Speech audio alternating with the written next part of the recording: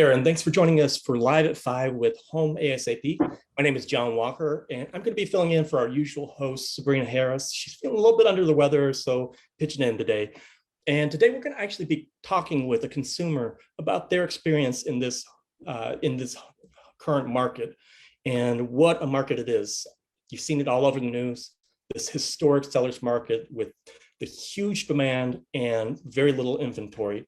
So without further ado, I'd like to welcome our guest, James Sparkman, to Live at 5. Thank you, John. How are you doing? I'm doing pretty good. How are you doing today? Great. Great. Well, thanks for joining us again. And now, James, you're kind of a familiar face here at Home ASAP as our Chief Revenue Officer. But today we're going to be putting aside the business aspect of what you do here and getting a little personal. So I understand that you've been on the hunt for a new home and just recently have a home that's gone under contract. So I'd like to hear a little bit about your experience today. And so maybe we could just start off by telling us a little bit about why you decided to start looking for a new home.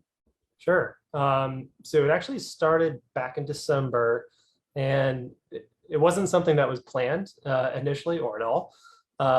So we live in a community here in Northeast Florida. It's a master plan community. Awesome place if you have a family. It's great if you don't have a family. Lots of nature trails, tons of playgrounds, water parks. Just an all-around great place with lots to do. And speaking of the playgrounds aspect of it, my wife was at the playground one day with our kids and was talking with some people there, and they had mentioned, the house across the street is actually going on the market in a few days.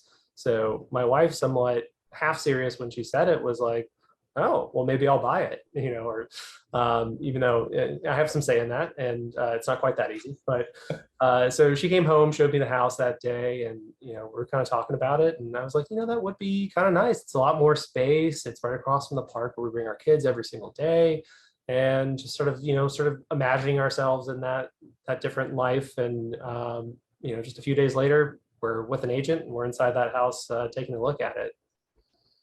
So a big decision, and on a normal market, it's a tough decision, but especially in this market, what were your biggest fears or concerns going into it? Yeah, well, there were probably a few things actually. So I know probably the biggest one was because of this huge pool of buyers, all this demand and such little inventory, was like, are someone like my wife and I going to even be able to compete in this market? From a financial standpoint, we can't afford 2 mortgages. If we're going to buy a house, we've got to sell the house we're in. So we knew that was going to be something that was going to be a hurdle to overcome. And then probably the other part of it is just, in any market, is just change. Leaving the house that, we've lived in the same house. It's our first house we've ever bought. And been here for over 7 years. And so even though we'd be going right up the street, it was still a big, somewhat scary change for us to make. Yeah, absolutely. I can totally understand where you're coming from there. We've been in our house 10 years now, so right there with you. But luckily, recently your search actually came to an end, and you finally got something under contract. So could you tell us a little bit about that time in between getting started with your search and finally signing that contract? Sure. Yeah. So it was, it's amazing to think it was only a little over 2 months, but it felt like an eternity. That first house that I mentioned, we actually ended up putting an offer in on it. And when everything was said and done, we had put in an offer that was $30,000 over asking price, and it went for $65,000 over asking price. So probably somewhere in that hierarchy of offers they received, we probably weren't even near the top.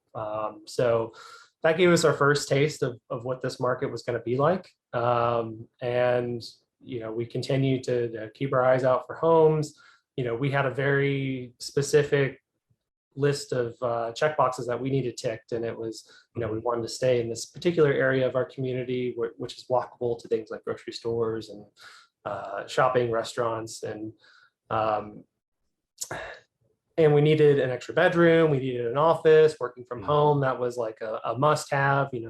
My office now is actually just a playroom, and I'm stuck in a master bedroom. I eat all my meals here. I go to sleep here. My wish list too.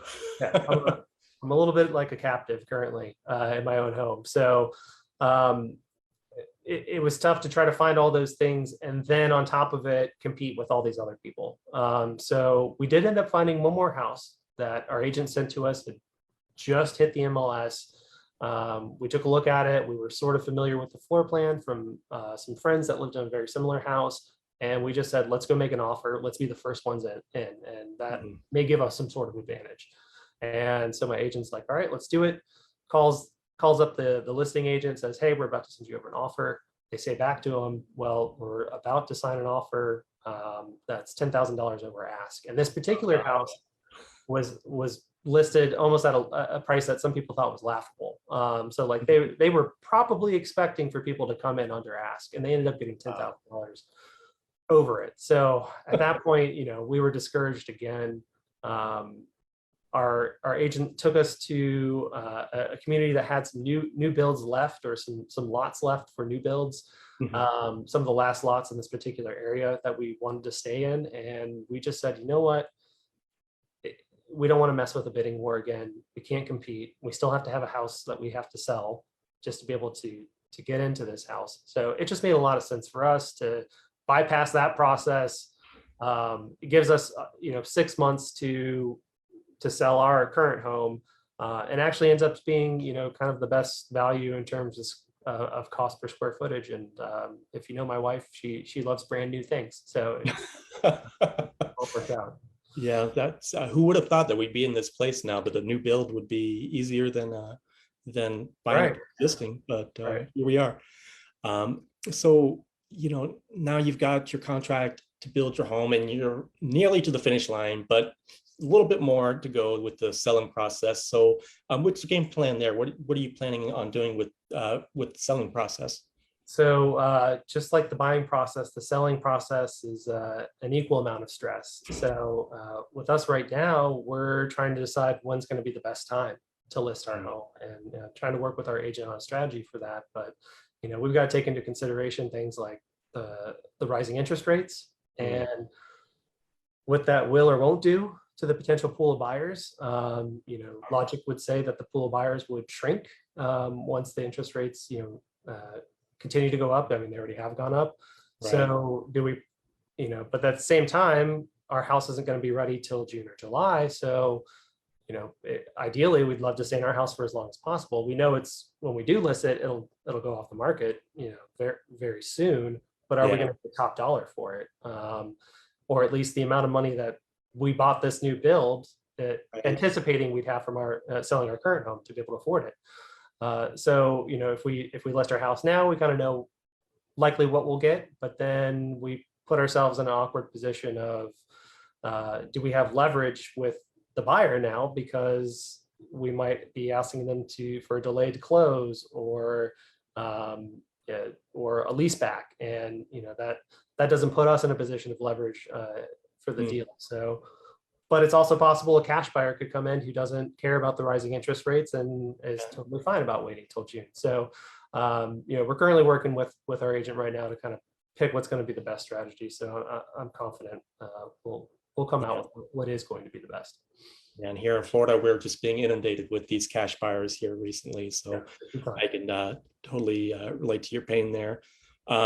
So, as you've gone through this process, you've had a great agent to rely on. So how important has that agent been to, bringing you through this whole home buying process?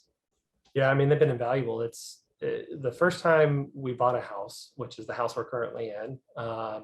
We didn't use an agent. Part of it was maturity and experience, wisdom. But luckily for us, we really knew what we wanted. We knew we wanted to be in this particular community. And at the time, it wasn't built up. It was all new construction, which made it a little bit easier to go into it without an agent, although there's still reasons you would want to have an agent for that. Sure. Things that, as a first-time home buyer, you have no idea about. But this time around, there's absolutely no way, we could have gone through this process without an agent, let alone just for the education from it. Our agent was paramount in helping us learn how to be competitive with our situation of, still having to have a contingency of being able to sell a home, to buy a home, you know, helping us just be the eyes and ears to know about homes even before they hit the market, or if they even might hit the market. Right. Just having that person with that insight, those connections, that networking, you know, they were going to help us be, if we stood any chance at getting a pre-existing home, it was going to be because of our agent. Yeah.